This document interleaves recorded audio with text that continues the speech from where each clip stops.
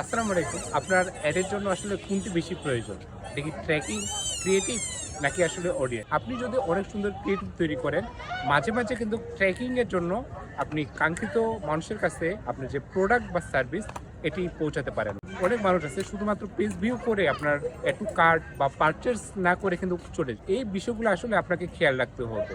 আপনি সুন্দর করে ক্রিয়েটিভ বানাইলেন, কিন্তু আপনার নির্ধারিত মানুষের কাছে আপনি পৌঁছাতে পারলেন না। সেক্ষেত্রে আপনার সম্পূর্ণ যে ক্রিয়েটিভ আইডিয়া এবং ক্রিয়েটিভ এটা কিন্তু আসলে নষ্ট হয়ে যায়। অনেক মানুষ আছে যারা সুন্দর সুন্দর ক্রিয়েটিভ তৈরি করে, কিন্তু টার্গেটেড যে সেলস বা অ্যাওয়ারনেস বা সেটা আসলে ট্রাফিক এগুলো কিন্তু ধরে রাখতে পারে না। সেক্ষেত্রে আপনাকে আপনার কাঙ্ক্ষিত অডিয়েন্সের কাছে পৌঁছাতে হলে ট্র্যাকিং অনেক বেশি গুরুত্বপূর্ণ।